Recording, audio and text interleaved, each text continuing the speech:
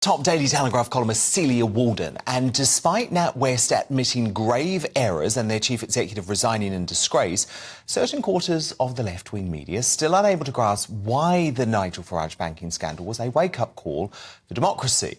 Missing the point completely, the likes of ITV lovey Adil Ray, who moaned today, why isn't anyone asking Farage about his views on Romanians, Muslims? OK, so he didn't get a place in the elite bank, but he still holds dangerous views that should not be allowed in any environment. Now, Adil should take heed of warnings today that banks could turn the tables and start censoring anyone who isn't deemed woke enough to hold accounts with them. And this campaign, by the way, will not stop here. I'm not just doing this for me. I'm doing it for thousands, maybe tens of thousands of people all over this country who've had their bank accounts closed over the course of the last 2 years. And that is the thing. That's what people have to realise. How it's you today, but it could be them tomorrow. Celia Walden, I mean, look, lots on this, but I did find it quite astonishing that Adil Ray seems to be agreeing that Nigel Farage should effectively be erased from society because he holds views that actually, if you look at all the polling, the majority of ordinary Brits also hold. Well, it's the idea that views are even mentioned, views or opinions or whatever you care to call them. You're in the wrong camp, basically, aren't you? So that's all very well when it's working for the people in the right camp. But as Eamon was just saying, you know, what about when it extends to you?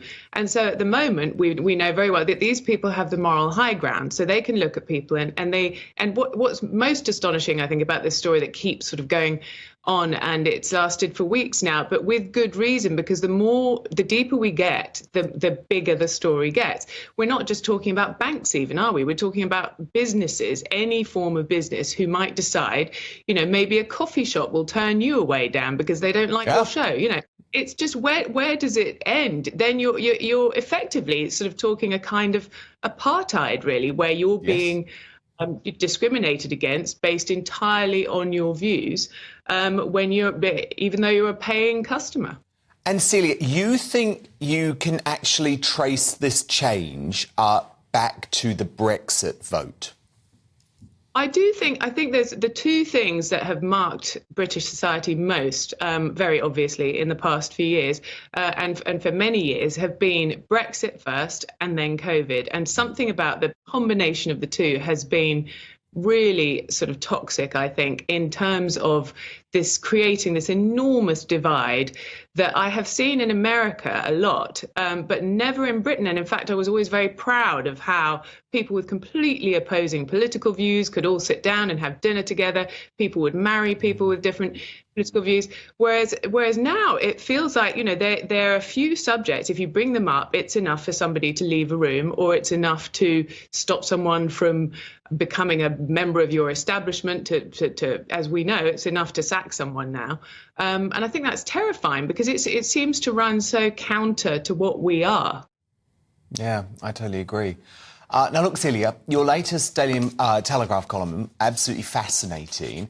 It argues how Wild West sex education in British schools risks leaving an entire generation of kids who are going to be scared of sex. So you write whether it's 12-year-olds being given instructions on how to orgasm, or Year 8 pupils being taught about, well, I'm not going to say it, but really sexual details. We're now reading these stories a couple of times a month, if not weekly, where gender and trans issues are involved. Sexuality is so delicate and easily damaged, you say, especially when people are still developing. And you say you wouldn't be surprised if a load of liberal stormtroopers blundering in far too early doesn't create the least sexual generation since Gen Z.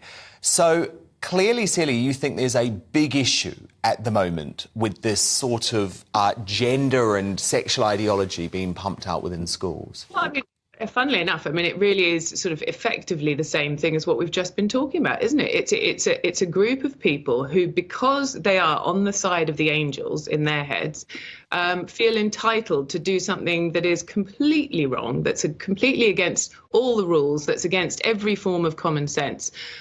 Because on what planet does an 11-year-old need to be taught how to masturbate, or need to be told there are however many thousand genders.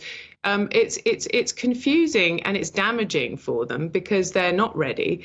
But again, I don't think that even if this sort of long-awaited review into how to discuss trans issues and gender issues at school, but also now around sex education, by the time that comes around, how much damage will already have been done? And I think that generation, quite rightly, I wouldn't blame him if they reached a point where they thought, you know what, this is all just too kind of warped and weird, and I'm just going to stay away from all of it.